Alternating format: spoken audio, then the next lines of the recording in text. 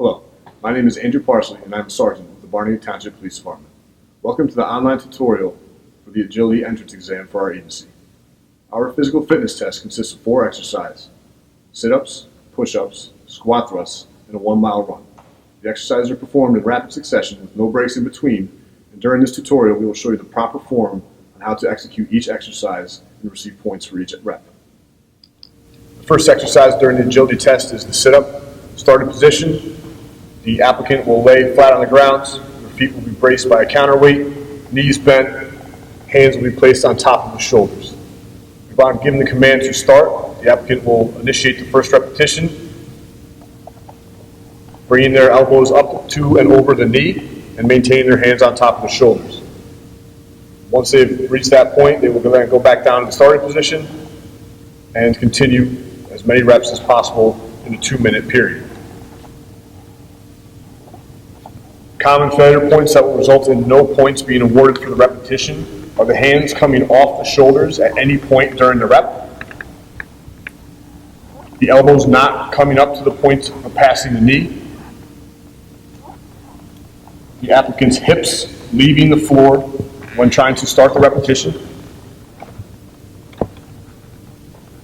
and the applicant's shoulder blades not returning to a flat position on the floor before starting the next repetition. So again, to go over proper form, hands on top of the shoulders, knees bent. The applicant starts the first repetition, elbows past the knee. They return back to the starting position, shoulder blades flat on the ground. That is a good repetition and will receive 1 point. And again, the test is 2 minutes, max repetitions. Upon successful completion of sit-ups, the candidate will then be instructed to the push-up station and immediately drop down into the resting position and await further instruction. At this point, they will be instructed to assume the starting position, at which time they will drop down their second foot that was kneeling, and this is the proper starting position for the push-up. The push-up is a 2-count exercise. Upon giving the command to begin, the candidate will start its first push-up, drop down to their chest within 3 inches of the ground.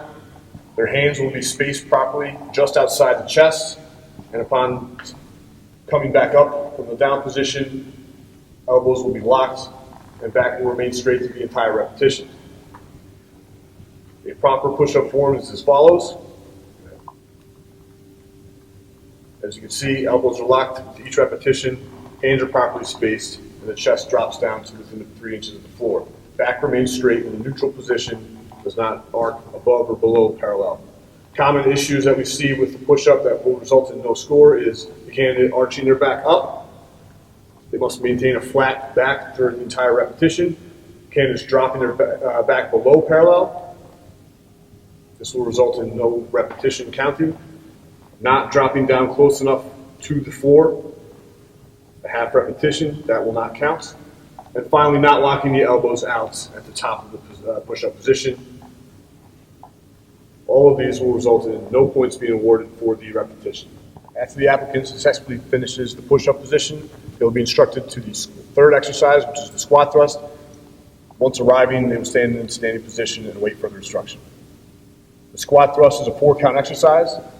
First, we're going to review proper form, and then we'll go over common mistakes that we see that result in no points for that repetition. The first count, the candidate will squat down, both hands being flat on the ground, both feet go out together, back parallel or just below. Third count, feet return back to their starting position by the hands, and the fourth count, the candidate will stand straight back up and reach full extension. That is a successful repetition of the squat thrust and would result in 1 point. Common mistakes that we see: the candidate extending their feet before their hands are on the ground.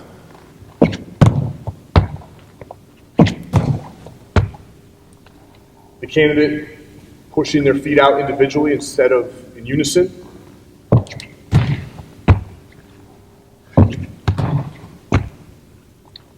The candidate not reaching full extension on their feet, resulting in their back not being parallel or just below.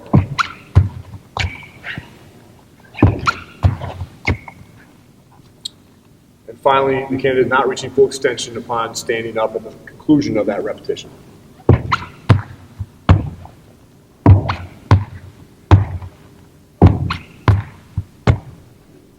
Any or all of these mistakes taking place during the repetition would result in no score for that repetition. Upon completion of squat thrust, the applicant will be directed to jog to the Barnegat Township High School track, where they will complete a 1 mile timed run. Upon its conclusion, this will be the end of the Barnegat Township Physical Assessment Entrance Test.